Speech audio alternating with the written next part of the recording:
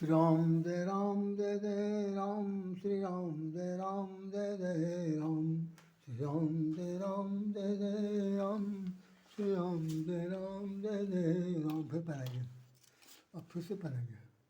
वो तो हमने उतार दिया था 12 से पहले। 12 बजे के बाद दूसरा सत्र शुरू हो रहा, 5 मिनट के लिए है।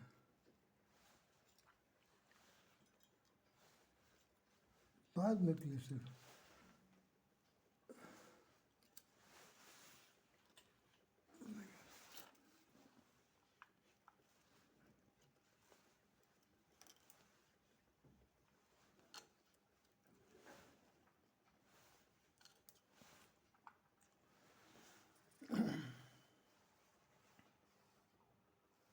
श्री राम जय राम जय जय राम, श्री राम जय राम जय जय राम, श्री राम जय राम जय जय राम, श्री राम जय राम जय जय राम, श्री राम जय राम जय जय राम, श्री राम जय राम जय जय राम, श्री राम जय राम जय जय राम, श्री राम जय राम जय जय राम, श्री राम जय राम जय जय राम, श्री राम जय राम जय जय राम।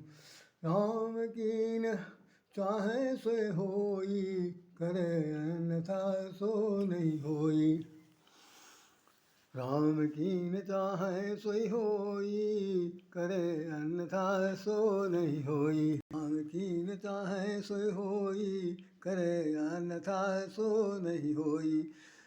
ये जीवन का सबसे बड़ा सिद्धांत हमारे भारतवर्ष में की ही पृष्ठभूमि में ऐसी बात बताई गई। वेदों में, पुराणों में, शास्त्रों में 18 पुराण, 6 शास्त्र और 10 उपनिषद, इन सभी उपनिषदों में केवल एक ही बात बताई गई है कि संसार में जो सिद्धांत बनाया है भगवान ने, उस सिद्धांत का नाम सिर्फ एक ही है कि भाई संसार में जो कुछ भी हो रहा है, जैसा भी हो रहा है, जिस तरह से भी हो रहा है, उसके अंदर राम की इच्छा शामिल है। आपकी एक भी इच्छा चलने वाली बिल्कुल नहीं है। और अगर आप अपनी इच्छा का किसी भी प्रकार का प्रयोग करेंगे, हस्तक्षेप करेंगे, मनमानी करेंगे, अपनापन जताएंगे, अपने ढंग से चलाएंगे, अपने को भगवान समझ लेंगे, या अपने को ये समझेंगे कि ईश्वर ने ही हमें बनाया, हम ईश्वर ही हैं, ऐसा मान लेंगे, तो ये बात तो स्पष्ट है कि भाई आप ईश्वर के अंश हैं, और ईश्वर के अंश होने के नाते आपके अंदर ईश्वरत्व के सब समस्त गुण होने चाहिए। लेकिन सच्चाई ये है कि ईश्वर का गुण तो छिप जाता है, ईश्वरीय गुण के जगह पर आसुरी गुण भरा हुआ है।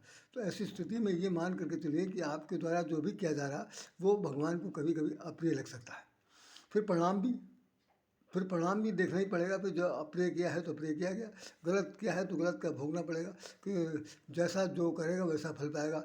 तो यहाँ पर वाक्य लिखा गया है कि कर्म प्रधान विश्व कर राखा, जो जस करें सो तस फल चाखा।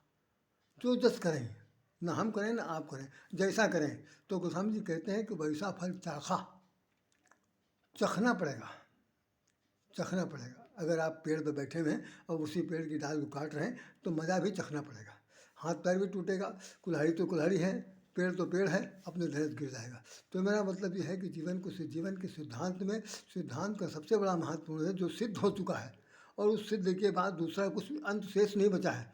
उस सिद्धांत का नाम ही यही है कि हम इस प्रकार से जिएं कि जीने भी दें, जुलाएँ भी और सबके काम आए, तभी भगवान आपसे प्रसन्नचित हो सकता है। अन्यथा उसके प्रसन्नता में कहीं ना कहीं पर बाधा आ सकती है। हमने अपने जीवन में जो कुछ भी देखा, जाना, समझा, लोग जिन लोगों के सानिध्य में हम बैठे उठे, उनके द्वारा हमने एक ही चीज़ पाई कि वो सब ये खास बात कहते रहे कि देखो भाई, सब कुछ करो, सब कुछ करो, लेकिन एक काम जरूर करना कि भाई किसी का आपके द्वारा दिल नहीं दुखना चाहिए। दिल दुखाने का मतलब उसकी उसकी कोई चीज़ हड़प न लीजिए, उसके आत्म ठेस न पहुंचाइए, उसके मान सम्मान में ठेस न पहुंचाइए, उसके मुंह से कौर मत छीनिए, उसका गला न काटिए, उसके आँख में धूल न झोंकिए। ऐसा कुछ न करिए जिससे कि वो अंदर ही अंदर कुढ़े आपका कुछ न कर पाए। लेकिन ध्यान रखिएगा कि भगवान जो है वो सब कुछ देख रहा है। वो ऐसा करने वालों के लिए वो इतनी अच्छी सज़ा देता है कि उसकी लाठी में आवाज़ नहीं है होती, उसकी लाठी में आवाज़ नहीं है। जिस वक्त वो मारता है तो उसकी फिर उसके मरम्मत के आगे सबको अच्छों के सिर झुक जाते हैं, और सब लोग कहते हैं कि अब कुछ भगवान के सामने चल नहीं सकता। और जो लोग नाखुश होते हैं भगवान को कहते हैं, बुरा भला भी कहते हैं कि देवा हमारा सब बिगाड़ दीस। तो देवा हमारा नहीं बिगाड़ दी, देवा ने तो चुप होकर के सिर्फ तुम्हारे किए हुए कर्म को फल देने के लिए निमित्त किया। और वो भी गीता में कह देते हैं हम कुछ नहीं करते। तो कौन करता है? उनके सारे प्रचार करते हैं। आप अनुमान लगाइए, कल्पना करिए, कल्पना को साकार रूप देखिए कि इनके सिर्फ 9 ग्रह हैं, सिर्फ 9 ग्रह हैं, और पूरे विश्व में 10 अरब जनता है, और इतने जड़ चेतन है, सबके ऊपर इन्हीं 9 ग्रहों का प्रकोप है। और वो कह रहे हैं वो 9 ग्रह जो चल हैं, उन 9 ग्रहों का किसी के साथ वक्री है, किसी के साथ जो सार्थक है, किसी के साथ जो है वो सकारात्मक है। उन्हीं ग्रहों के प्रकोप से आप जी रहे हैं, मर रहे हैं, सब कुछ हो रहा। तो सच्चाई ये है कि भगवान कुछ न करके सब कुछ करवा रहा है, और बैठ करके वो देख रहा है कैसा कि जैसे राम झरोखे बैठ के सबका मुजरा ले। वाह भाई वाह, सबका मुजरा ले, जाकी जैसी चाकरी ताको तैसा दे। जिसकी जैसी चाकरी है, जिसके जैसा कर्म है, उसको वैसा ही फल दे रहे हैं। तो भैया मुजरा लेने वाला आदमी जो होगा वो कितना सख्त होगा, कितना निष्पक्ष होगा, कितना पक्षपाती होगा, कितना सिद्धांतवादी होगा, कितना नियम के आबद्ध होगा। इन सब चीज़ों को जानना समझना हम लोगों के आपके लिए बड़ा ही महत्वपूर्ण है। तो मेरी सबसे आप लोगों से यही निवेदन है कि जीवन में जो कुछ भी करें, जैसे भी जिएं, एक सिद्धांत जरूर बनाइएगा, और उस सिद्धांत पर चलना भी सीखिएगा। सिद्धांत बनाना काफ़ी नहीं है, कापी कलम पेंसिल से लिखा नहीं जाना चाहिए, बल्कि वो आपके जीवन चरित्र में लिखा जाना चाहिए, यही कहा जा रहा है। तो तभी हो सकता है कि राम कीन चाहे सो जोई, करे अन्यथा सो नहीं हुई, और जो जस करें सो तस फल चाका। ये सब आपके सामने रखा हुआ।